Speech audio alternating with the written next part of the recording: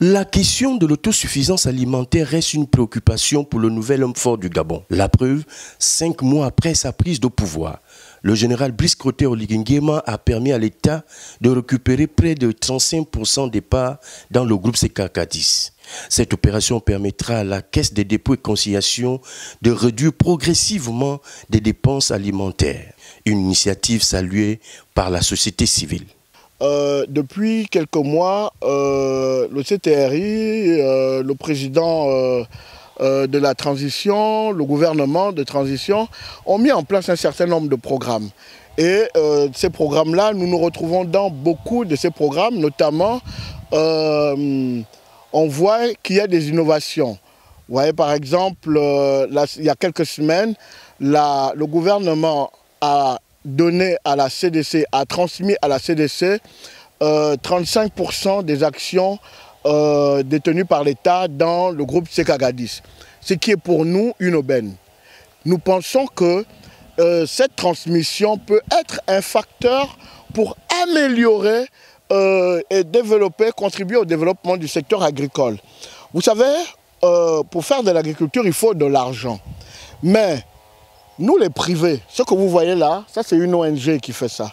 Les gens que vous voyez qui sont assis en formation là, ce sont des gens qui sont entretenus et encadrés par une ONG. Bien sûr, nous avons des partenaires tels qu'Aris qui nous accompagnent, mais on aimerait également que le gouvernement fasse un peu plus. Et nous produisons du gombo, nous produisons du maïs, nous produisons de l'aubergine violette, de l'aubergine africaine, de la citrouille. Ce sont des produits que l'on retrouve dans les grandes surfaces.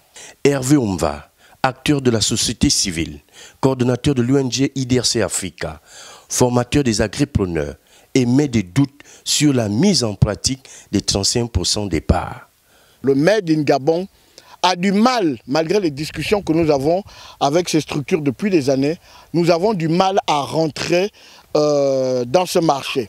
Or, avec la CDC qui aujourd'hui gère 35% d'actions, nous invitons la CDC, avant d'aller dans des cartographies, avant d'aller dans la recherche d'acquisition de foncier pour produire, il serait d'abord intéressant de faire la cartographie de qu'est-ce que les magasins CKK10 vendent en termes de produits locaux. Quelles sont les quantités? Qui les fournit? À partir de là, nous, on pourra nous mettre à la disposition de la CDC, à la disposition des CKK10 pour pouvoir livrer. Et qui dit livrer, dit ouverture des marchés. Et ouverture des marchés, c'est de l'argent. Création d'emplois, réduction de la cherté de ces produits-là. Et donc, ça ne peut que apporter un plus, une amélioration dans les conditions de vie des populations. Aujourd'hui, la même chose est en train de se faire avec le CENU. Le CENU, c'est un ensemble de restaurants universitaires. Ce sont des Gabonais qui sont qui mangent dans ces restaurants. Le Gabonais mange quoi? Le Gabonais mange l'oseille, le Gabonais mange le folon, le Gabonais mange l'aubergine, le Gabonais mange le chou, le Gabonais mange les carottes. Et nous avons ces produits-là ici. Mais pourquoi le CENU ne viendrait pas voir ce qui se fait, signer avec des Gabonais, dans la mesure où chaque produit qui sera acheté par ces structures-là permettent de créer de l'emploi chez les Gabonais, permettent de contribuer à la réduction de la cherté des aliments au Gabon. On souhaiterait que le ministère de l'Agriculture soit beaucoup plus regardant là-dessus. Des structures comme la CDC viennent sur le terrain discuter avec les praticiens, pas les agents. Parce que pour qu'il y ait un changement, il faut que les décideurs, ceux qui détiennent la signature et le tampon, il faut qu'ils descendent sur le terrain, s'approprier de ce qui se passe sur le terrain, voir comment ça se fait, discuter avec les jeunes Gabonais que vous voyez là.